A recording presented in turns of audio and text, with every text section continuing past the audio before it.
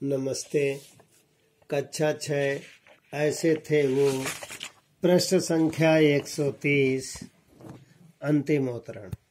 भाई जवाहरलाल जी के मुख से क्या बात है, मैंने अनेक बार अनेक अवसरों पर सुना है और हर बार उस बात पर हंसी ही आई है।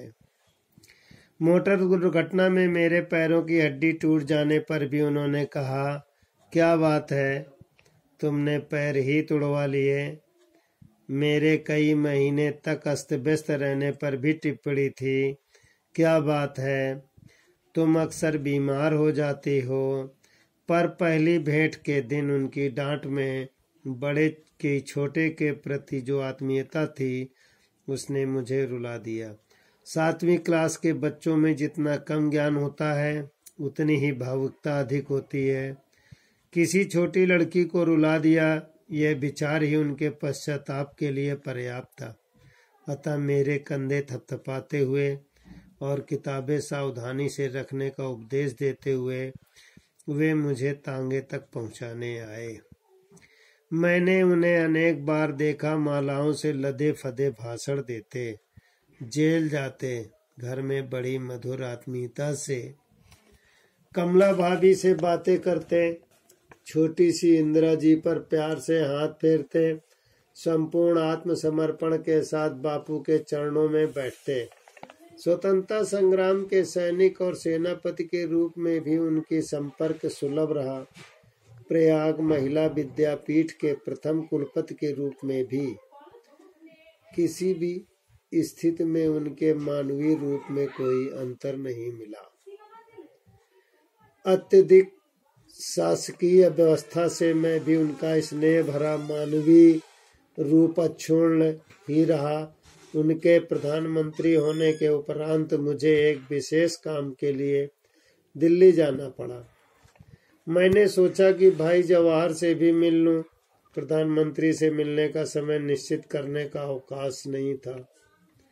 अतः ऐसे ही प्रभात बेला में उनके विशाल भवन पर उपस्थित हुई।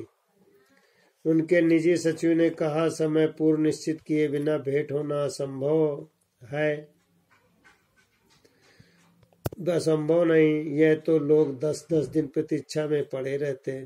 सुनते ही मेरा मन विद्रोह कर उठा। मैंने कहा, प्रधानमंत्री की व्यस्तता को तो मैं समझ सकती हूँ, परंतु जो 10-10 दिन तक यहाँ पड़े रहते हैं, ये निश्चय उनके निठल्लेपन का प्रमाण है। आप जाकर उन्हें सूचना देने का कष्ट करें कि प्रयाग से महादेवी आई हैं और उन्हें आज ही जाना है। उनसे मिलने की प्रतीक्षा में मैं जीवन के 10 दिन खोने की स्थिति में नहीं हूँ। मेरा संदेह किस रूप में पहुंचा ये पता नहीं, किंतु जल्दी ही भाई जवाहर तेजी के साथ जीने से उतरते दिखाई दिए और मेरा हाथ पकड़ एक प्रकार से खींचते हुए ऊपर की ओर मंजिल की ओर ले आए।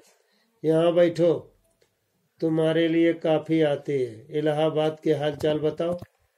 वे इस प्रकार बातें करते गए कि मुझे न रूठने की याद रही न शिकायत करने की।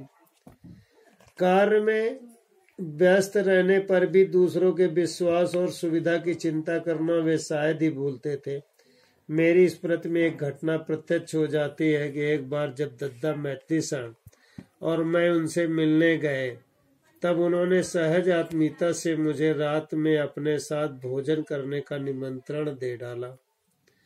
दद्दा विनोदी भावी से बोले, अवश्य पंडित जी, महादेवी की इस बार शुद्धि कर डालिए। हम तो किसी प्रकार बच ही गए हैं, ये न बच पाए। तब उन्हें स्मरण आया कि मैं तो दद्दा के समान शाकाहारी हूँ।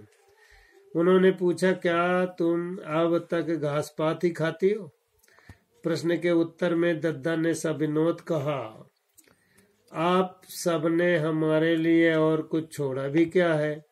इस विनोद के बीच से वे इंदिरा जी को बुलाकर अलग से शुद्ध शाकाहारी भोजन बनवाने की व्यवस्था करने का निर्देश देना नहीं भूले।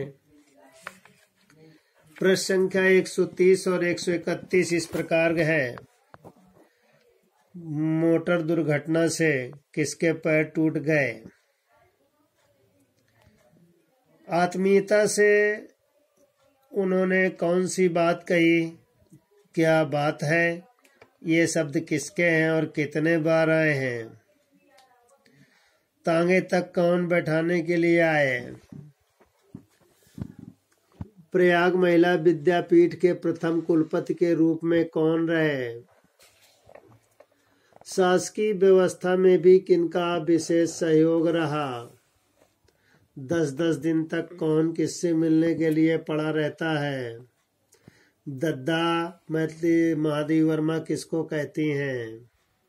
विनोदी स्वभाव के कौन थे? बालक प्रश्नोत्तर लिखेंगे और याद करेंगे।